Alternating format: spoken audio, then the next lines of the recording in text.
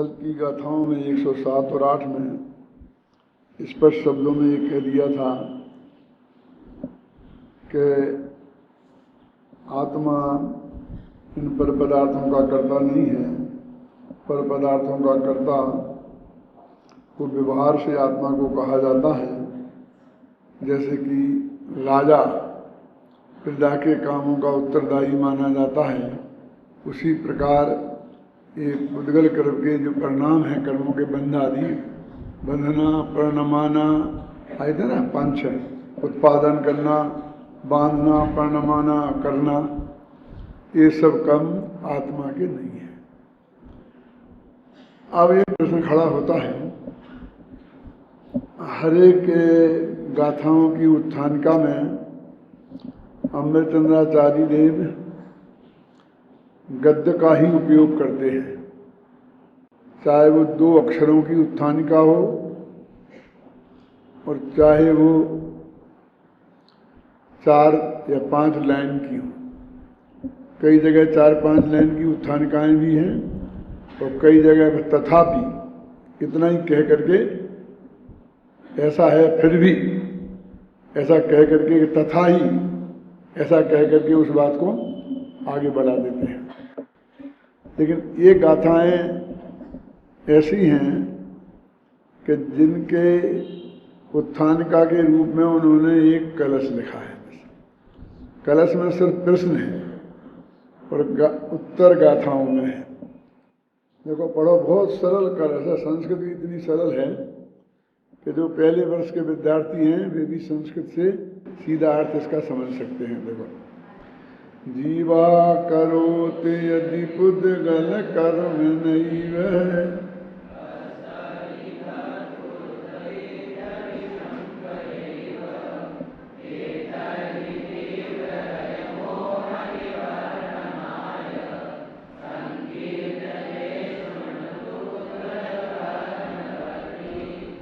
यदि पुद्गलमय कर्म को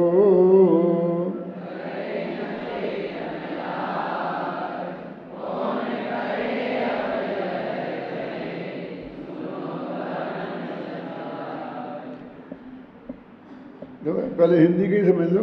यदि पुद्गलमय कर्म को करे न चेतन राय। यदि ये चेतन रूपी राजा मैंने आत्मा, वहाँ राजा का उदाहरण दिया था ना, राजा को प्रजा के दोषों का उत्पादक कहा जाता है। तो यदि ये चेतन रूपी कर्मों को एक आत्मा रूपी राजा करता नहीं है तो फिर कौन करे? अब यह कहो, अब आप ये कहो कि इन्हें उनको कौन करता है? तो कहते हैं आचार्य सुनो, सुनोगे तो तुम्हारा भ्रम नष्ट हो जाएगा। अब देखो संस्कृत में देखो, इससे सरलता, जीवा करोति यदि पुद्गल कर्म नैव, कि जीव यदि पुद्गल कर्म को नहीं करता है। देखो सरल है ना, अन्वय भी नहीं लगाना है। जीवा करोति यदि पुद्गल कर्म नैव कस्तर्य तत्कुरुत इत्यभिशंक एव, तो फिर कौन करता है? कहा तर्य, तर्य तर्य माने तो, फिर कहा करता, कौन करता है? इति अभिशंक एव, ऐसी शंका होने पर, ये तर्य इस संबंधी तीव्र मोह निवारणाय, ये तीव्र अज्ञान है इस संबंध में।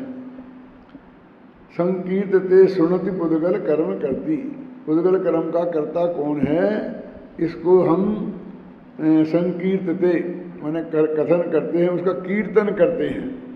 सुनत, तो तुम ध्यान से सुनो। या भाई आप अपने यहाँ भक्ति चलती है ना, भक्ति में कीर्तन चलता है।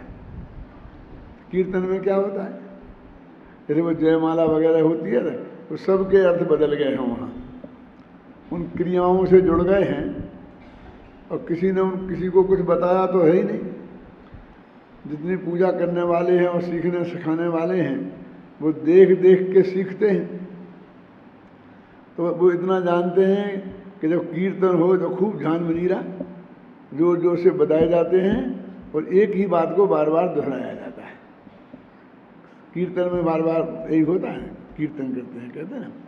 ऐसे ही उनके जयमाला, जयमाला में क्या होता है, तो 10-5 जयमालाएँ पढ़ी तो उनको अंदाज़ा लग गया क्या जैसे तीर्थंकरों की पूजने हैं, तो उसमें उन्होंने जो उनकी जीवन की मुख्य घटनाएं हैं तो उनका वर्णन कर दिया। मैंने पार्श्वनाथ की पूजन आए तो कैसे कमठ ने अवसर किया, कैसे धरण पद्मावती ने रक्षा की, वो बात डाल दी। मतलब वो बिल्कुल कॉमन बातें, जो सामान्य बातें हैं वो डाल देती हैं। उनको वो समझने लगते हैं जयमाला में ऐसा होता है, जयमाला में जी होता है, बस खत्म। और क्या होता है। मैंने जब देवसाज गुरु पूजन लिखी, उसके पहले करीब 1-1.5 साल पहले युगल जी की पूजन लिखी जा चुकी थी और वो जगह जगह पढ़ी जाने लग गई थी। खासकर हम जहाँ रहते थे अशोकनगर में, अशोकनगर गुना में वो पढ़ी जाती थी, रोजाना उस पूजन को करते थे।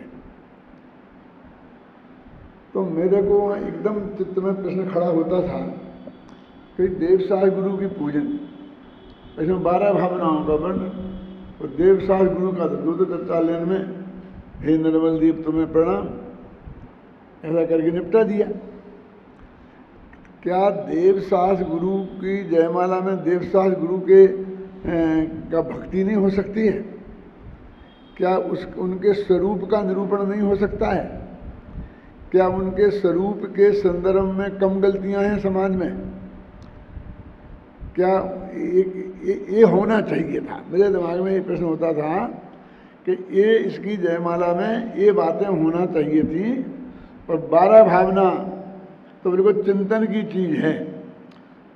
एक भगवान के सामने जब उनकी भक्ति कर रहे हैं तो छंदों में तो उनका बारे में कुछ भी हमको कहने का मौका मिलता नहीं है। छोटे छोटे छंद होते हैं, एक ही छंद होते हैं, तो उसमें हम जल और फल के गीत गाने में लग जाते हैं। क्या मन भगवान के गीत नहीं गाते हैं, उस सामग्री के गीत गाते हैं। ऐसी स्टाइल थी पहले, बहुत समझना है। मुनि मन सम उज्ज्वल नीर, पानी कैसा है मुनि के मनों के समान पवित्र है, भगवान कैसे हैं वो बात नहीं करते हैं। क्या और जो पहले देवसाज गुरु पूजन प्रचलित थी, बहुत महान कवि की लिखी हुई, दयानंद राय की है शायद, बहुत साहित्यिक पूजन है।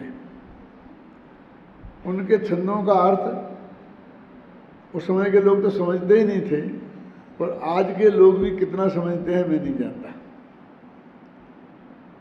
लेकिन मैं एक नमूने के तौर पर एक छंद आपको पढ़ के सुनाता हूँ, और उसका फिर अर्थ आप समझने की कोशिश करना।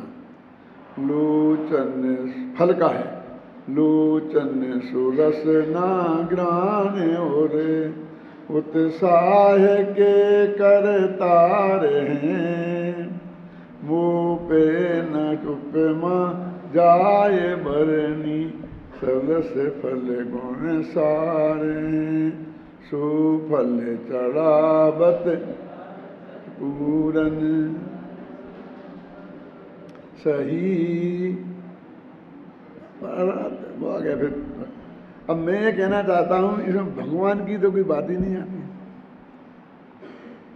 आप कोई समझ में आया अर्थ के नहीं आया? सोचा भी नहीं होगा किसी ने। लोचन माने आँख, सुरसना माने जीव, घ्राण माने नाक, ये तो समझते हैं सब अर्थ। घ्राण उर माने हृदय। ये कौन?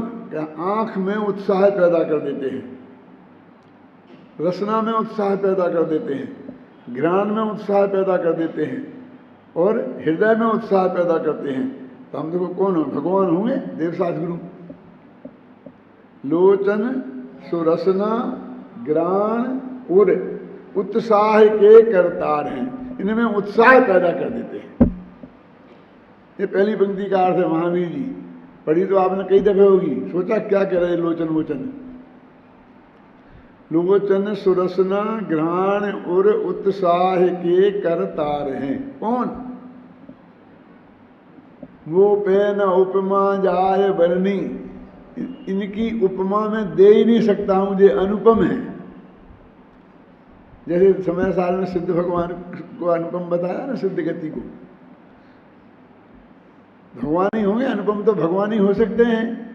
लेकिन आगे लिखते हैं सरस और जो रस से भरे हुए हैं, और फलों में जितने गुण हो सकते हैं वे सारे गुण इनमें हैं। ये फलों की स्तुति कर रहे हैं कौन? जो हम लाए हैं, जो हम चढ़ा रहे हैं, वो जो भी चढ़ा रहे हो, एक आध बादाम रख ली हो, और बीसवंती होंगे तो कुछ आम वाम रख लिया होगा, ये सब उसके गीत हैं। मेरे को बहुत खटकती थी ये बात। लोचन सुरसना ग्राण और उत्साह के करतार हैं, मोह पे न उपमा जाय बरनी, सरस फल गुण सार हैं। सो बस अब तो खत्म हो गई बात। तो ऐसे फलों को मैं चढ़ाता हूं। तो ये सारी दो पंक्तियां तो उन्होंने अपने हाथ में रख के फलों के गीत गाने में निकाल दी। भगवान तो कहीं खड़े ही नहीं हुए। ये भगवान की पूजा है कि फलों की पूजा है? और हम इतने समझदार हैं, उन्हें फल पूजा कहने लगे उससे। भगवान पूजा नहीं कि जल पूजा, फल पूजा, चंदन पूजा, क्यों? और सीतामढ़ी में तो मालूम क्या होता है, अपने यहाँ ये बोलियाँ लगती हैं, कोई पूजा में इंद्र बिंद्र बनाते हैं। लेकिन इंद्र बनाए बिना कोई पूजा नहीं हो सकती। मनुष्य गति में पूजा करने का अधिकार नहीं है किसी को। कहाँ से लाए? क्यों? कि पंच कल्याणक तो वो इंद्रों ने आके किया था, इसलिए इंद्र बनाते हैं। रोजाना की पूजन में इंद्र फिंद्र की क्या जरूरत है? हमने थोड़ी करी, फिर तो सौदर में नहीं करी, हम तो उसका नाटक किया। क्यों?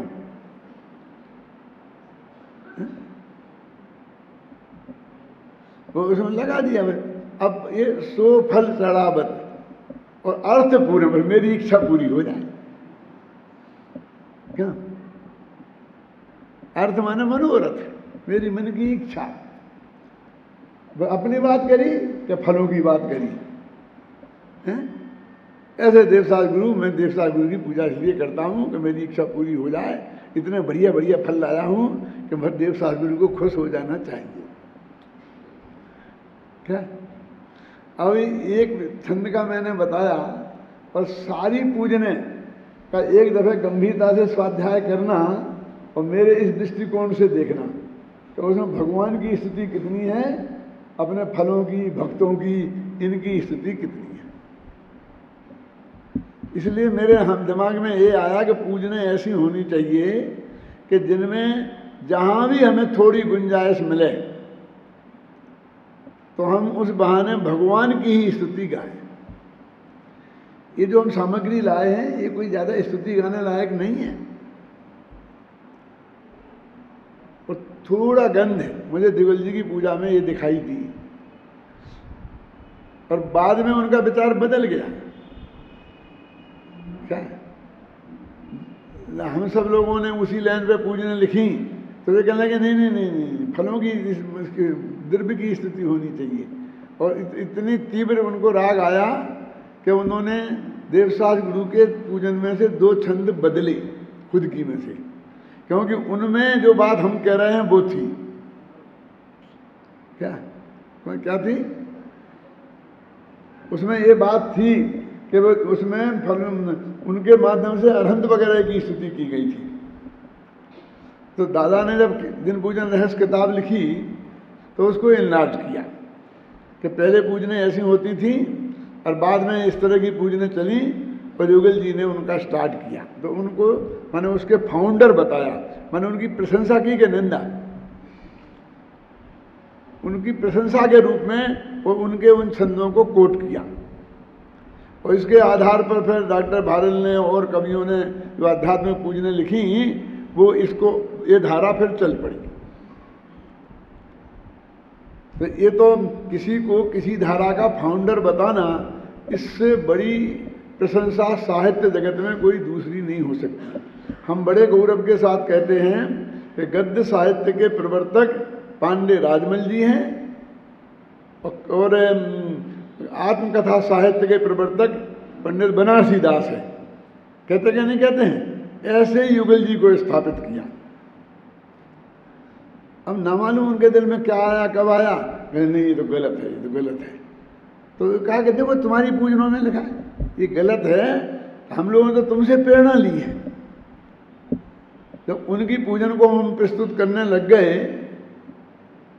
ये भी इतिहास सुरक्षित रह जाए इसलिए बोल रहा हूं, प्रस्तुत करने लग गए तो उनने वे छंद बदल दिए और फिर हम लोगों से आग्रह करने लगे कि आप अपनी किताब में से वो छंद जो हमने नए लिखे हैं वो लिखो। हम नहीं लिख सकते थे। क्यों नहीं लिख सकते थे बोलिए? क्योंकि हम तो उससे तो और लोगों की धारा चली है, हमारा तो पूरा इतिहास बिगड़ जाता, हमारी तो किताब ही हमको रिजेक्ट करनी पड़ती। हम तो ये कह रहे हैं कि वो धारा ठीक नहीं थी, ये धारा इसलिए चली और इसके प्रवर्तक वो हैं और वहां से शुरू हुआ। अब हम उनको प्रवर्तक नहीं बना के अपने को प्रवर्तक बताएं, क्योंकि वो हटते ही तो फिर दूसरा नंबर हमारा ही आता है। उसके बाद तत्काल 1-2 साल बाद ही हमने लिखी और बाद में लोगों ने उसका आग्रह किया। तो बहुत नाराज हुए, बहुत नाराज हुए। मैं ये कहना चाहता हूं कि 2 धाराओं में आप समझो कि कौन सी धारा सही है, उस पर विवेक करके। तो छंदों में भी जितनी जिनेंद्र भगवान की स्तुति हो सकती थी वो पूरी पूरी हमने की। कोई भी छंद उठा करके देखेंगे हैं, और हमने अपने इनकी महिमा, यश अर्घ्य का क्या मूल्य है, अन अर्घ्य पद के सामने क्या वह पा लिया है आपने।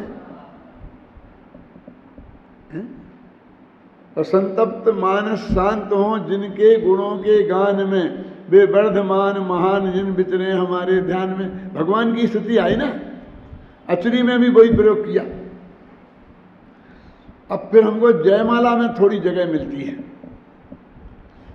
तीर्थंकरों की पूजा में पंचकल्याणक के अर्घ दिए जाते हैं, तो उसमें तो हम बंधे हैं, क्योंकि तिथि बताओ, जहां से मोक्ष गए हैं वो जगह बताओ। क्यों समझे? जैसे आप विधान करते हैं ना, कौन सा इंद्रधुत विधान, तो फिर सुमेर पर्वत की दक्षिण दिशा में फलाना पर्वत, उसकी उत्तर दिशा में फलाने गजदंत, उस गजदंत पे जो मंदिर है। अब इतनी बात लिखना तो उसमें जरूरी है। अब 2 लाइन का छंद, अब कहाँ गुंजाइश है कि जो कोई धर्म की बात कह सके हम? ये तो भौगोलिक स्थिति का चित्रण है, समझ में है ना? ये भौगोलिक स्थिति का चित्रण है और बस, और उसमें कुछ नहीं है। अभी एक दिन में पूरा विधान बन सकता है।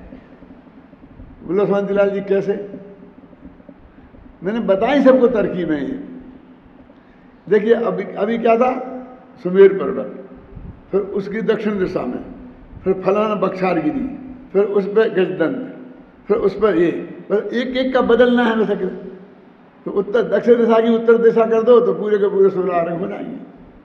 फिर पश्चिम दिशा कर दो तो पूरे के पूरे 16 अर्घ हो जाएंगे। एक एक शब्द बदलो और वो छंद पूजा बनती जाएगी। अरे क्या है और करेंगे क्या? लेकिन अभी आपको तो पता ही नहीं। आप तो कितना अध्यात्म भरा है, कितना अध्यात्म भरा है, और हम मजा आ गया, ना सुन रहे ना समझ रहे, न आज तक किसी को पता ही नहीं पड़ा काय की बख्शारगिरी, काय की गजदंत, क्यों देखा मैं कहता हूँ उसकी उत्तर दिशा में ओंगरी में क्या है? ओंगरी एक दिन में याद की जा सकती है सब। क्यों? दक्षिण दिशा में फलाना पर्वत, फलाना, उसको सब मालूम है आपको। तत्वासुद के 3 अध्याय में सब लिखे हुए हैं, कौन सा पर्वत कहाँ कैसा है, भूगोल की बातें सब हैं। और वहाँ के उस पर्वत ऐसे जनमंदिर हैं, सब प्रतिमाएं एक सी हैं, बना दो बस। पहले 450 पेज का बना दिया उनने। अब सब कहने लगे तो बहुत लंबा हो गया, बहुत लंबा हो गया, छोटा करो। छोटा कैसे करें, छोटा कैसे करें? मैंने कहा इधर आओ, मैंने बताई तरकीब, छोटा ऐसा करो। तो 180 पेज का रह गया वही विधान। 420 पेज से 180 कैसे रह गया होगा? पहले क्या था, ये 16 जन मंदिर है ना, तो उनकी एक पूजन थी, और ऐसे 16 4 हैं, तो 4 पूजन हैं, और उनके इतने यार। मैंने कहा 4 पूजने की क्या जरूरत है? इनमें एक पूजन हो सकती है, और इसकी जगह 16 चौको 64 अर्घ तक हो सकते हैं। देखो पंचकल्याणक विधान और 24 विधान कैसे बने? एक एक तीर्थंकर की पूजा लगो, 24 पूजने लगो, उसमें सबके पंचकल्याणक के अर्घ दो, तो कितने अर्घ होंगे? 24 पंचे 120, 120 अर्घ और 24 पूजा। अब इसी को पलट दो, पंचकल्याण के 5 पूजने करो, एक एक कल्याण की एक एक, और उसमें 24 तीर्थंकरों के एक एक अर्घ दे दो, 5 पूजने और 120 अर्घ, और पंचकल्याणक विधान हो गया, वो 24 विधान हो गया। बस ऐसा ये मुझको किसी ने सिखाया नहीं है, सच बोलता हूँ। ये तो मैंने गहरी स्टडी की और उसमें देख करके मेरे उसकी सब कि क्या स्टाइल है, ये क्या तरकीब है, ये कैसे किया जाता है ना। तो वो उसकी एक सुनिश्चित स्टाइल है। तो ये सब लोग उसी, मैं कहता आपने क्यों नहीं बना दी 100-200 पूजने? क्यों? हम चाहते हैं कि हर पूजन में फिर नया भाव आए, रिपीटिशन नहीं हो। वहाँ तो बस यही लिखा ऐसा है, हिमाचल की धार, फलाने की चंदन सम शीतल सुरम, अब खत्म है क्या उसमें? क्षमा का चंदन, क्षमा का अक्षर, क्षमा का चंदन, क्षमा का अक्षर, क्या है? कितना अध्यात्म, क्षमा का चंदन हमने तो आज तक सुना ही नहीं था। क्षमा का जल, क्षमा का अक्षर,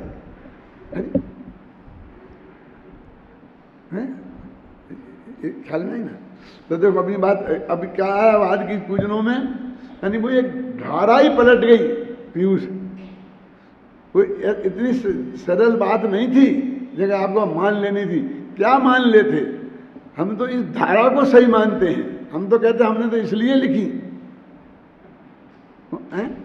तो जयमाला में हमारे को विकल्प आया कि जयमाला में देवसास गुरु के बारे में बहुत अज्ञान अंधकार है, उसका सही स्वरूप समाज को बताना चाहिए। और वो भक्ति भी वो ही है उनकी वीतरागता सर्वज्ञता के गुण गाना, मुनियों की वीतरागता सर्वज्ञता के गुण गाना, शास्त्रों की अनेकांतमयी स्थिति का गुण गाना। तो इसलिए हमने ये देवसास गुरु पूजा लिखी ना, पहले जयमाला लिखी कि इसकी हमारे हिसाब से जयमाला ऐसी होनी चाहिए। हुआ था ना। तो देव के स्वरूप में क्या बताया? पहले वीतरागता, फिर सर्वज्ञता। शास्त्र के स्वरूप में क्या बताया? सर्वज्ञ की वाणी के अनुसार और अनेकांत साधवाद और नयों वाली होती है। और गुरुओं के स्वरूप में क्या होता है? उस वाणी के अंतरतम को जिन गुरुओं ने पहचाना है ना। और ये कैसे होना चाहिए? वो उनके गुणों का। तो पूरी जयमाला में देवसास गुरु का स्वरूप भी बताया, उनकी भक्ति भी की। और ये लिखी थी मैंने अपनी 21-22 तो नहीं, 56 में लिखी थी, 56-57 में। तो 22 वर्ष का था, 35 का मेरा जन्म है। ये सब चिंतन मेरा तब का है अजित भाई, उसकी लिखने के पहले का। और मैंने एक पैरोडी भी लिखी थी। पैरोडी जानते हैं आप? जो उस जयमाला में है ना, सम्राट महाबल सेनानी उस क्षण को टाल सकेगा क्या, असरण मृत काया में जीवन ढाल सक। तो मैंने कहा, उसमें कहते हैं कि उसकी पैरोडी लिखी थी कि उस क्षण ने कबलित किया आज तक बतला तेरे किस कण को, जिसके लिए तू कहता है वो मौत वाला क्षण कि उसको कोई टाल नहीं सकेगा। लेकिन मैं कहता हूं कि उस क्षण ने तेरे बाप का बिगाड़ा क्या है?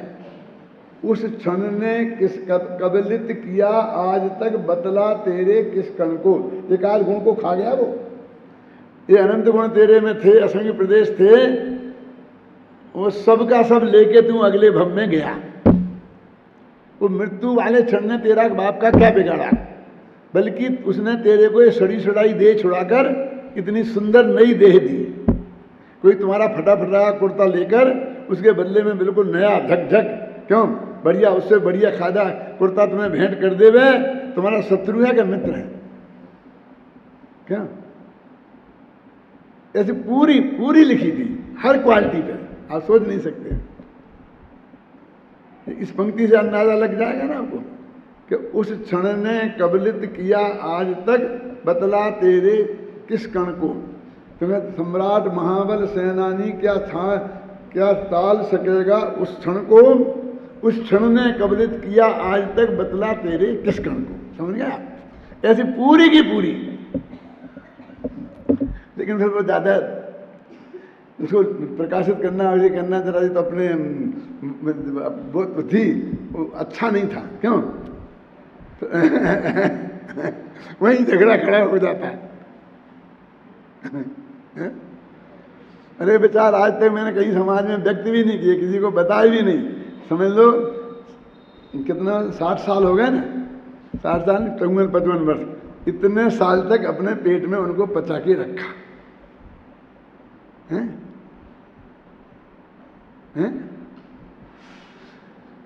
तो उन देवसार गुरु का स्वरूप आना चाहिए, सिद्धि पूजन उनकी क्वालिटी आना चाहिए। ये चारों पूजनों में होगी तो हमारी इस दृष्टिकोण से ये है। तो हमने ये समझाना इसलिए जरूरी है कि अन्यथा लोगों को अंतर क्या समझ में आए कि ये करना और ये तुम्हारी पूजा करते वक्त तुम्हारी समझ में वो अर्थ आता जाए। उन पूजनों का अर्थ एक दफे हम बता भी दें तो भी वो चूंकि 400 वर्ष पुरानी भाषा में है तो वो तुम्हें समझ में नहीं आएगा, आएगा तो उस पूजा करते वक्त तुम्हें याद नहीं आएगा।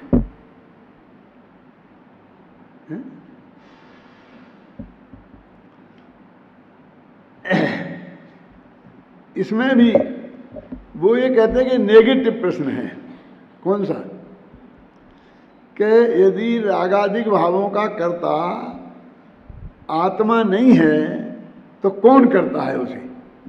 मैं इसके लिए कहता हूं कि आप ऐसा प्रश्न क्यों नहीं करते हो कि फिर आत्मा क्या करता है?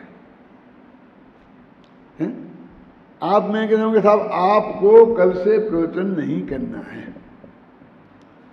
कि आपको जो ड्यूटी दी गई है ऑफिस में वो कल से आपको शांति जी नहीं करना है।